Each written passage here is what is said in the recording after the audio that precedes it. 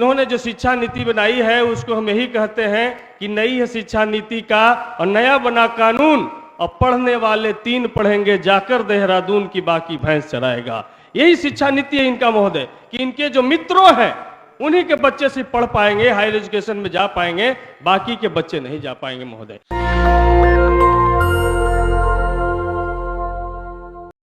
नगर विकास एवं आवास विभाग के पूरक मांग के समर्थन में हम बोलने के लिए खड़ा हुए हैं। इसके लिए हम अपने पार्टी के सचेतक और अपने नेता तेजस्वी यादव जी को बहुत बहुत धन्यवाद देते हैं।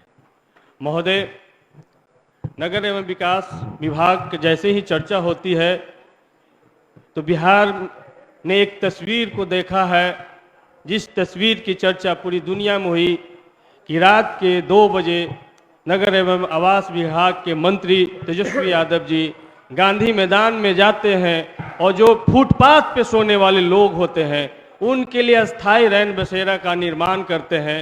जो रिक्शा चालक होते हैं वो चैन से सो सके, इसके लिए रिक्शा को भी सुरक्षित स्टैंड ताला लॉक करने की व्यवस्था करते हैं। ये तस्वीर पूरी दुनिया ने देखा कि एक जन नेता ऐसा ही होता है, जो जनता की बात सोचता है, जो गरीबों की बात सोचता है महोदय। दूसरी, नगर एवं विकास विभाग के पर अभी हमारे पूर्व के वक्ता ने कहा कि तेजस्वी यादव जी जब नगर एवं विकास आवास के जब मंत्री बने तो इन्होंने जो मेयर और डिप्टी मेयर और चेयरमैन और वाइस चेयरमैन का जो चुनाव होता था पहले, उसमें किस तरीके का सीन होता था कि जो सदस्य चुने जाते थे उनको लेकर के कोई देहरादून तो कोई पूना तो कोई कश्मीर में जा करके डेरा डाले रहते थे, लेकिन उन्होंने डायरेक्ट वोट से चुनाव करा करके एक लोकतांत्रिक परंपरा को इन्होंने स्थापित किया महोदय। इसके लिए हम इनको दिल की गहराई से धन्यवाद देते हैं महोदय। नगर एवं आवास विभाग का जब गाड़ी सुबह सुबह उठाने के लिए आता है कि कूड़े वाला आया घर से कचरा निकाल, तो सब लोग अपना कचरा लेकर के दरवाजे पे खड़ा होते हैं। ऐसा ही नगरीय व्यवस्था हम सब लोग ने कल्पना की थी, जो आज हर एक घर से कूड़ा उनके दरवाजे पर से उठा करके लेकर के जाने का काम होता है, जिससे शहर की तस्वीरें पहले से बदली है महोदय। लेकिन इसमें भी हम माननीय मंत्री महोदय से मांग करेंगे कि आज भी जो खास करके अनुसूचित जाति और जनजाति की बस्तियां हैं उनकी तस्वीरें बहुत नहीं बदली है महोदय, और लोगों की तस्वीरें बदली हैं लेकिन उनकी तस्वीरें नहीं बदली हैं। आज भी नालियां उनके ढक्कन युक्त नहीं हुए हैं, आज भी उन तक पहुंच पथ नहीं पहुंचा है, उनके घर तक कूड़े की कचरे उठाने वाली गाड़ियां नहीं जाती हैं। इसको हमको दुरुस्त करना होगा, तभी हम आम लोगों के लिए और सहज हो पाएंगे महोदय। हमारे सरकार के प्रति आम लोगों का विकास भी हमारे ऊपर और बन पाएगा महोदय। और बरसात से पहले नगर एवं विकास मंत्री उन जल जमाव वाले इलाकों में जा करके निरीक्षण कर रहे हैं जहां पर कभी भाजपा के नेता हाफ पैंट पहन करके भागा करते थे। ये हमारी सरकार की दुर्दशा है महोदय, कि उन इलाकों में फिर से ऐसी नौबत नहीं आए, उसकी तैयारी हमारे नगर एवं विकास विभाग पहले से कर रही है। ये हमारे नेता की दुर्दशा है महोदय। और जो पंप हाउस है वो चालू अवस्था में रहे, पंप हाउस रेडी रहे, अगर एक्स्ट्रा पंप की जरूरत पड़े तो उसको हम वहां पे लगा करके वैसी नौबत ना ला पाए कि जो बिहार से एक मार्गदर्शक मंडल में नेता भेजे गए हैं तो वैसे ही हाफ पैंट पहन करके फैमिली की चिंता करके और पुल पर आकर के खड़ा रहना पड़े महोदय। ऐसा सीन बिहार फिर द्वारा नहीं देखी, इसकी तैयारी की जा रही है महोदय। और अभी भाजपा के लीडर शिक्षा की बात कर रहे हैं महोदय, लेकिन अभी हमारे सभी नेताओं ने 2020 नई शिक्षा नीति की बात की। हम एक लाइन में शिक्षा नीति को डिफाइन करके महोदय कि इन्होंने जो शिक्षा नीति बनाई है उसको हम यही कहते हैं कि नई है शिक्षा नीति का और नया बना कानून, और पढ़ने वाले 3 पढ़ेंगे जाकर देहरादून की बाकी भैंस चराएगा। यही शिक्षा नीति है इनका महोदय, कि इनके जो मित्रों हैं उन्हीं के बच्चे से पढ़ पाएंगे, हायर एजुकेशन में जा पाएंगे, बाकी के बच्चे नहीं जा पाएंगे महोदय। ये नई शिक्षा नीति है।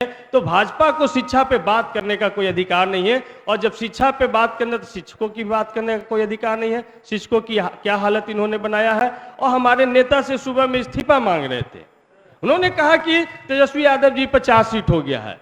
चार्जशीट 2017 में भी इन पर हुआ था महोदय, लेकिन 6 साल तक कुछ भी उस पर नहीं हुआ। फिर से जब सरकारें बदली और जब भाजपा सत्ता से बेदखल हुई तो फिर नए तरीके से सप्लीमेंट्री एफआईआर ला करके चार्जशीट इन्होंने लाया। लेकिन देश ने देखा है महोदय कि 6 से गोल्ड मेडल जीतने वाली बेटियां, जिसमें एक 16 साल की भी बेटियां हैं महोदय, उन्होंने उनके भाजपा सांसद बृजभूषण सिंह पर आरोप लगाया। उस आरोप पर कोई एफआईआर नहीं हुआ तो उनको सुप्रीम कोर्ट जाना पड़ा और सुप्रीम कोर्ट के निर्देश पर जब एफआईआर दर्ज हुआ जिसमें पॉस्को एक्ट पर एक्ट लगाए गए, उसके बावजूद भी वो 2 महीने तक प्रदर्शन करते रहे, लेकिन उन बेटियों की बात नहीं सुनी गई।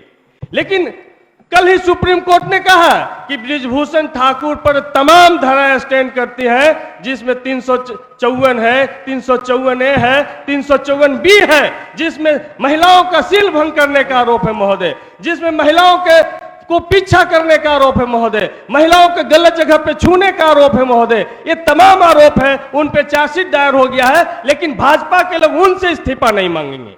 भाजपा के लोग इतने बेशर्म हो गए हैं कि देश की बेटियों को सील भंग करने वाला भाजपा सांसद का इस्तीफा नहीं मांगेंगे। लेकिन जो 11 साल और 12 साल का नौजवान, जब लालू प्रसाद यादव जी रेल मंत्री थे और तेजस्वी यादव जी का उम्र 11-12 साल था, उस समय लैंड फॉर जॉब में घोटाला कर रहे थे महोदय। ये देश के लोग जान रहे हैं, समझ रहे हैं। इसी तरीके से कल ही परसों ही सुप्रीम कोर्ट ने कहा है कि देश में किस तरीके से ईडी निर्देशक का 3 बार एक्सटेंशन दिया गया, एक गैर संवैधानिक है, ऐसा शब्द इस सरकार के लिए कहा गया महोदय। और गैर संवैधानिक संस्थानों के द्वारा इसका मतलब गैर संवैधानिक है तो उस कुर्सी पर बैठा हुआ व्यक्ति भी गैर संवैधानिक है, और उस व्यक्ति के सहारे किस तरीके से विपक्ष के नेताओं को परेशान करने की पूरा प्रयास देश में चल रहा है, डराने का काम कर रहा है, चल रहा है महोदय। ये सब लोगों ने देखा किस तरीके से भ्रष्टाचार के साथ में अभी तो प्रचारित होने लगा कि जो विपक्ष में वो भ्रष्टाचारी है और जो भाजपा के यहाँ चल गया वो सदाचारी है। तो इसलिए महोदय अब आप समाप्त करें। 1 मिनट में महोदय, सरकार के उत्तर 1 मिनट में हम अपनी बात को खत्म कर देंगे महोदय। तो नगर एवं विकास विभाग अपने नगरीय व्यवस्था को सुदृढ़ करने के निरंतर काम कर रही महोदय, और इसी के तहत हम मखदूमपुर नगर पंचायत हमारा है महोदय, जिस क्षेत्र से हम आते हैं वहाँ वार्ड नंबर सरैया है, जहाँ पे बरसात के दिनों में वो पूरा इलाका डूब जाता महोदय, क्योंकि जमने नदी का पानी ऊपर आ जाता है, पूरा इलाका डूब जाता है, वहाँ पलायन की स्थिति उत्पन्न हो जाती है। उसी तरीके से हमारा सती स्थान से लेकर पलिया तक पूरा घनी आबादी है दलित और पिछड़ों की, लेकिन बीच में कच्चा नाला रहने की वजह से लोगों को आने जाने और आवासन करने में तकलीफ होता है महोदय। तो हम सदन के माध्यम से चाहते हैं कि मखदूमपुर के सूरत को बदले बगैर बिहार की सूरत नहीं बदल सकते महोदय, इसलिए मखदूमपुर की भी सूरत बदले। इन्हीं बातों के साथ में आपने बोलने का मौका दिया, बहुत बहुत धन्यवाद महोदय। अब सर नेशनल दस्तक की आपसे गुजारिश है कि अगर इसको बचाना चाहते हैं तो नेशनल दस्तक को सब्सक्राइब करने के लिए रेड कलर के सब्सक्राइब बटन को दबाएं, फिर बेल आइकन की घंटी दबाएं। नेशनल दस्तक को बचाने के लिए बहुत जरूरी है कि हर खबर को शेयर करें, लाइक करें, कमेंट जरूर करें।